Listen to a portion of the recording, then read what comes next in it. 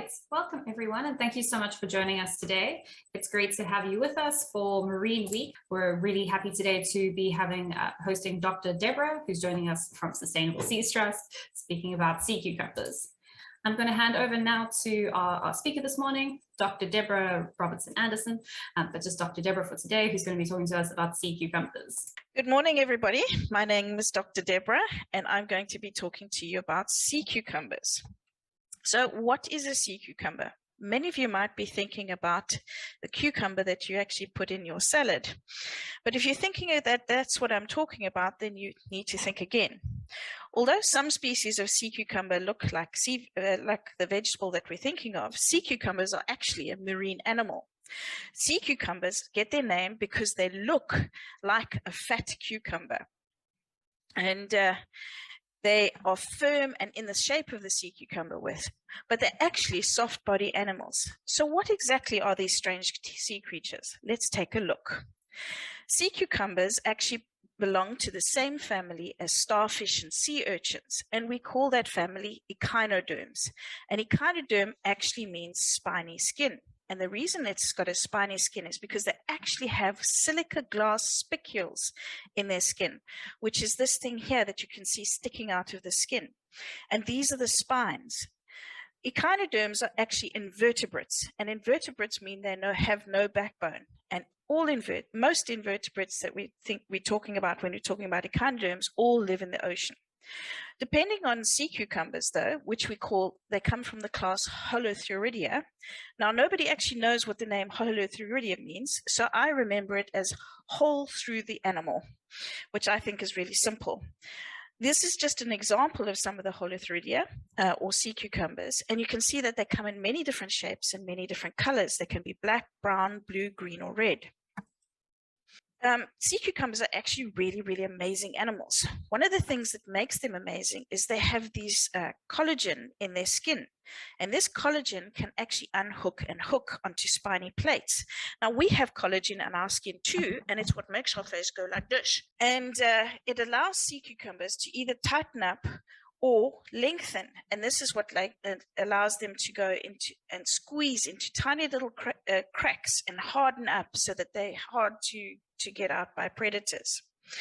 And this collagen is called catch connective tissue because what it can do is it actually catches onto the tissue and then it can release and then catch again. And so that allows the sea cucumber to move.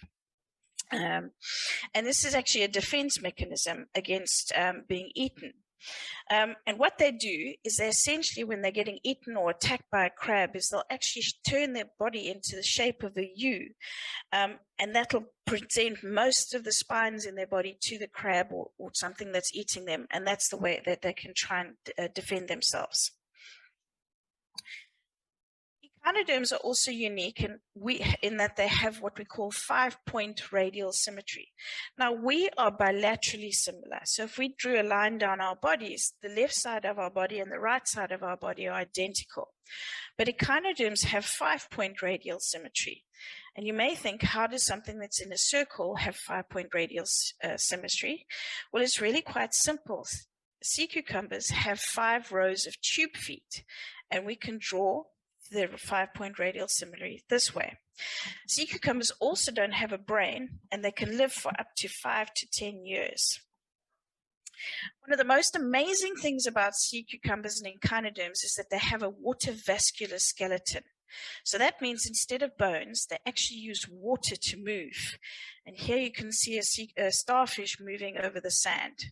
And it's using these tiny little tube feet. And you may be wondering, how does a water skeleton work? Well, it's really quite simple and really amazing. This is a starfish.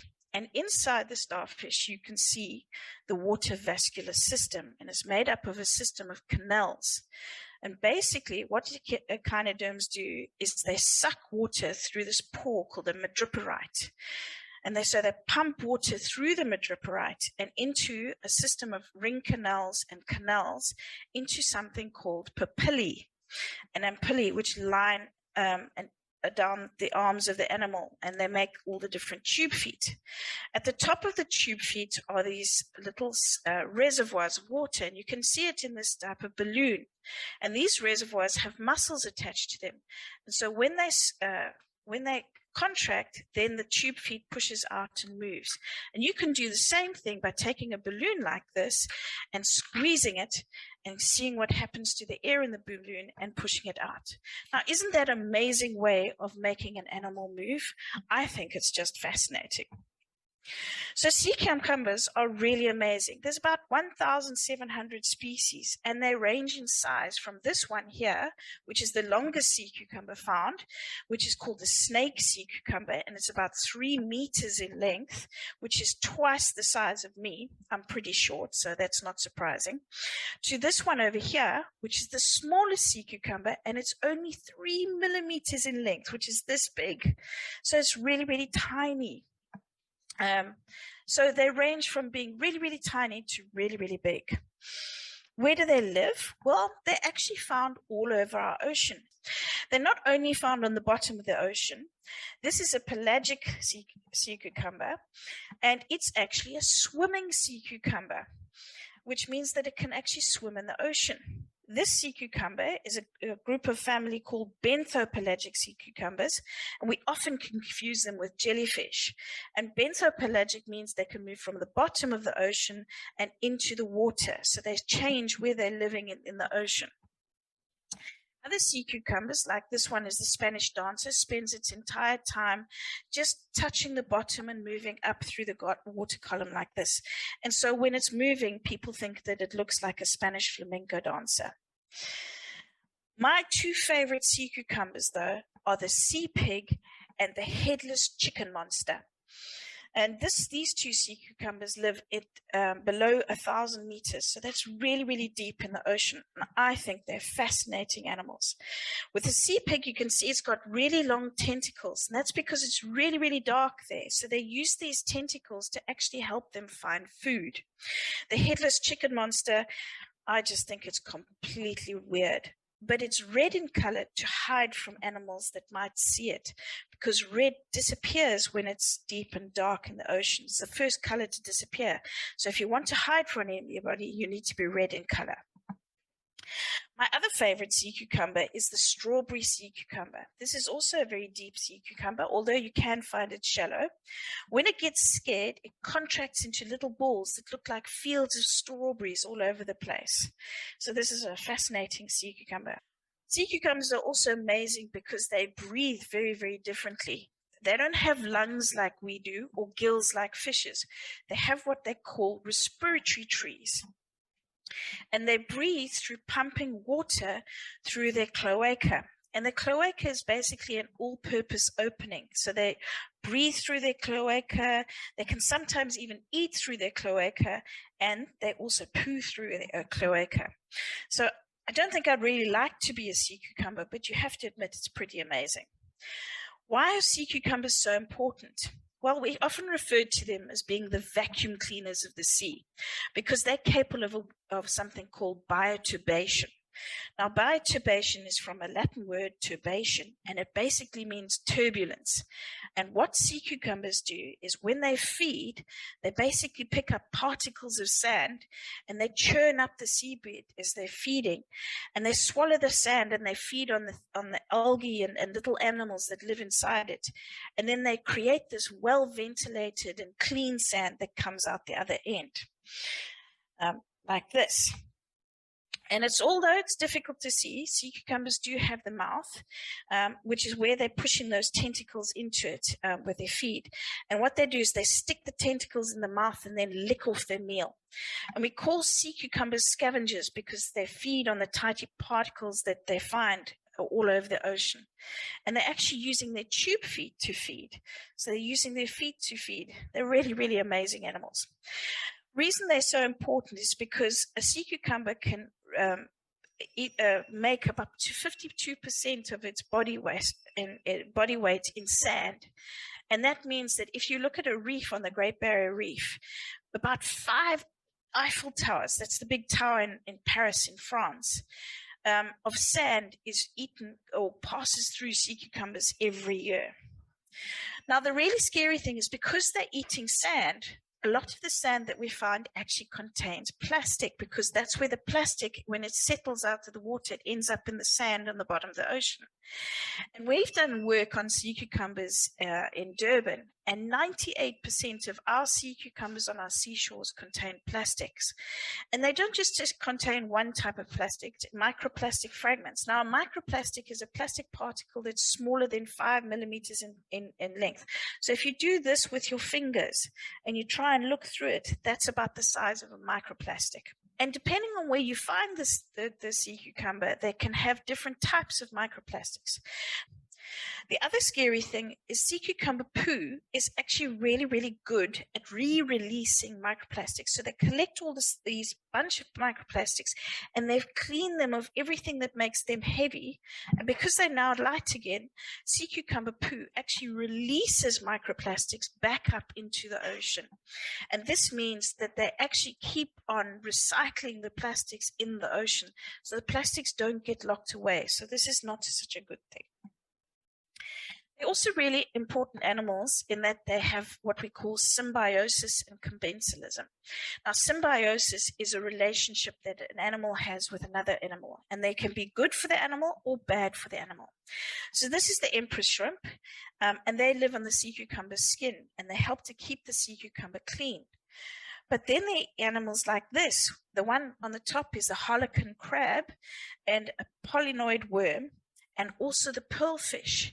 And all of these animals actually are parasitic. And what they do is they try and swim into the sea cucumber's cloaca, and the pearlfish in particular will actually eat the sea cucumber's insides and live off the food from the inside of the sea cucumber. The sea cucumber can get around this because some sea cucumbers actually have anal teeth. So these are actually teeth on the end of their cloaca to help prevent the animals from swimming in. But pearlfish sometimes don't mind, and there can be up to 5 pearlfish inside a single sea cucumber. And you might be wondering how the sea cucumber survives. But one of the most amazing things about sea cucumbers, I think, is that they can actually regenerate their organs. And when we say regenerate their organs, it means they can regrow their organs. And the reason they do this is because they're very slow moving animals. They actually release calvillian tubules. You can see that sea cucumbers are actually squirting out calvillian tubules. These are actually parts of the sea cucumber, and they squirt them out, and they're sticky and they wave around, and they contain a chemical called saponins.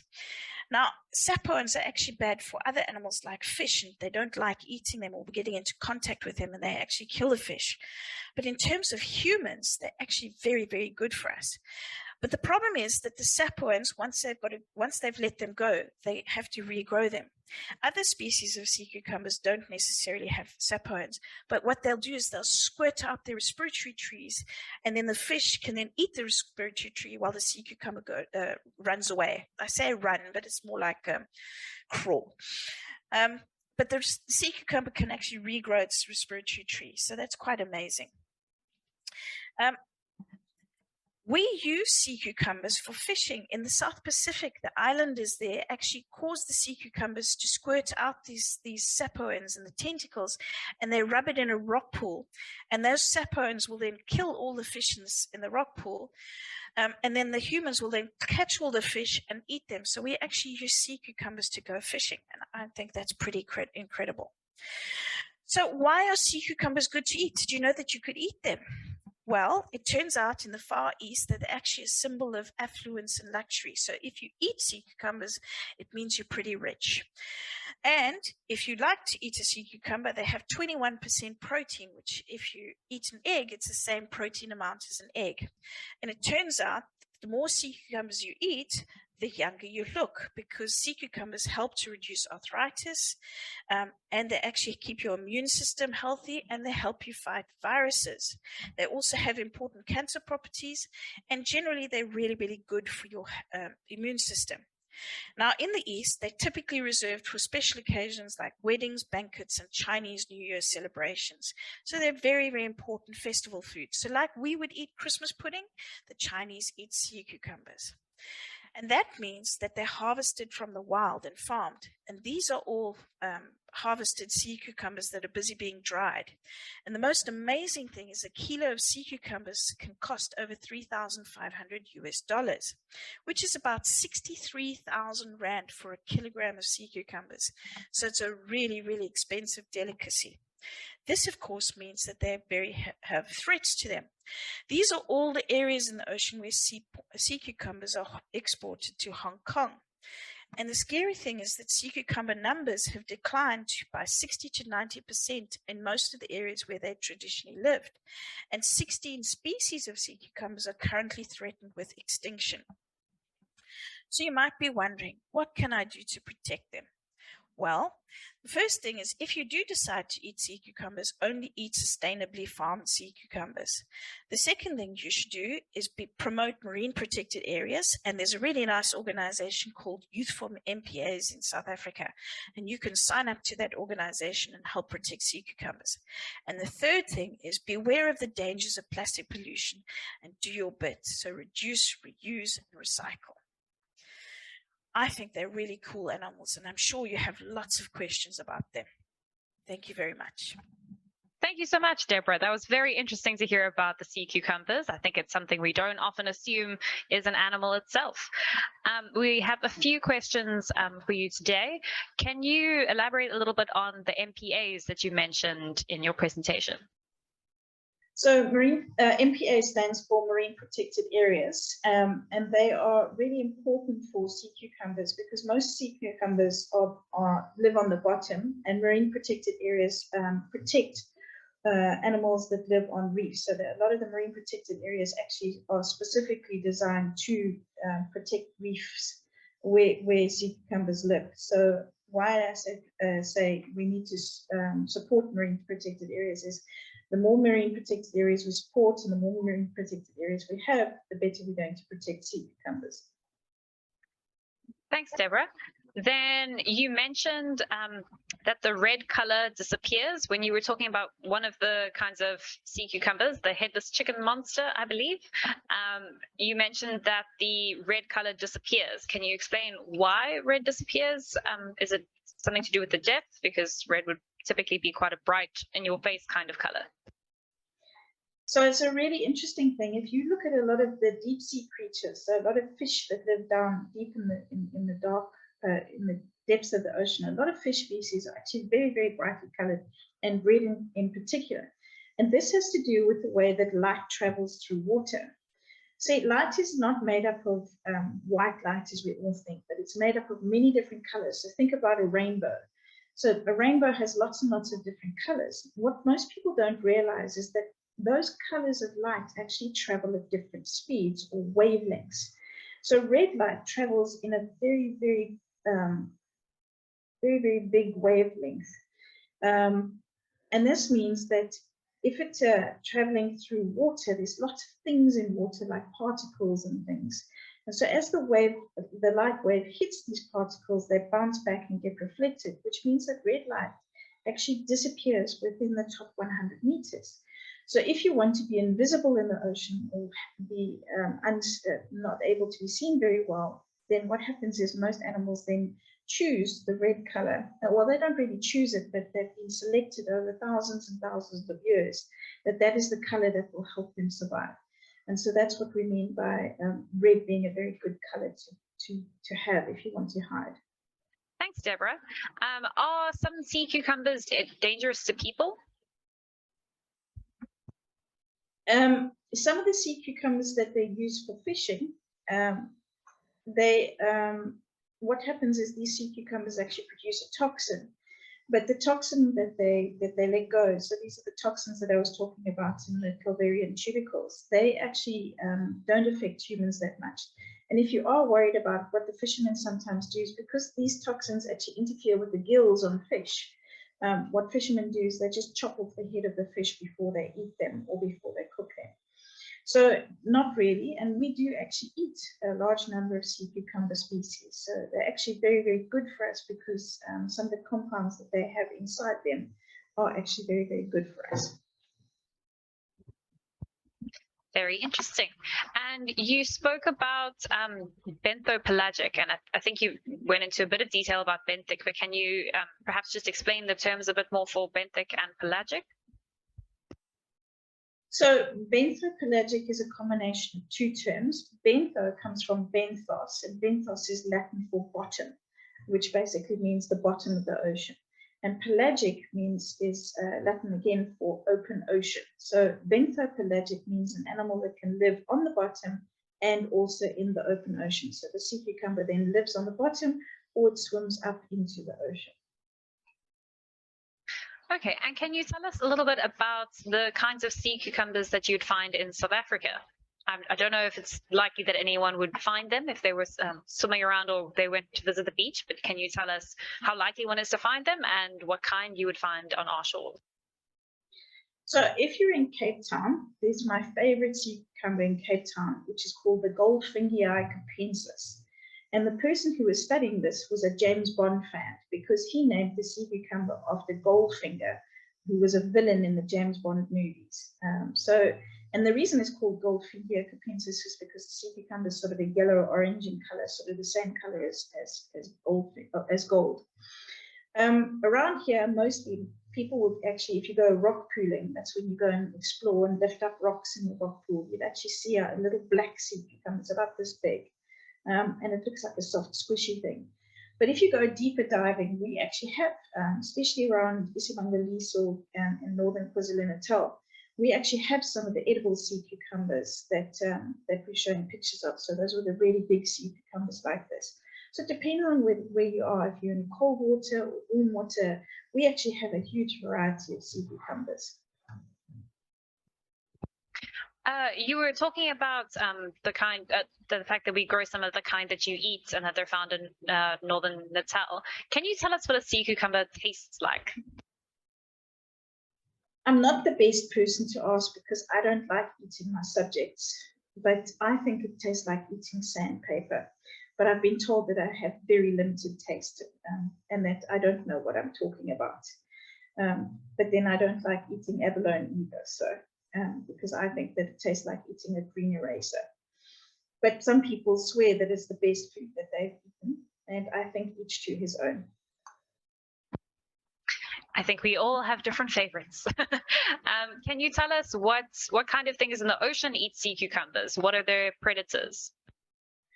So we mentioned pearlfish, and pearlfish actually are parasitic, which means that they actually can do the sea cucumber harm. So pearlfish live inside the sea cucumber, and they actually feed and eat the sea cucumber's guts or respiratory trees. Sometimes fish actually do try and eat sea cucumbers, which is why sea cucumbers have developed this escape mechanism of throwing out their guts, and then the fish will then eat the guts and or the respiratory tree. Now, what's really, really cool about these, the fact that they throw it out, one of the compounds on the guts is actually a chemical that contracts when it comes in contact with water. And this causes the guts to actually wiggle slowly like it's an animal. So while the sea cucumber is busy escaping, the guts are busy wiggling. So the fish will think, oh, I'm eating this animal that's wiggling. And the sea cucumber then slowly crawls away and can escape. So there are a number of fishes that do eat the sea cucumbers, but in general, not many things. That's why they're called echinoderms, because they're spiny-skinned animals. So they've got lots of glass spines in their skin. So not really very much likes eating them. Very interesting. That's quite the way to run away and leaving some of your organs behind. Are there?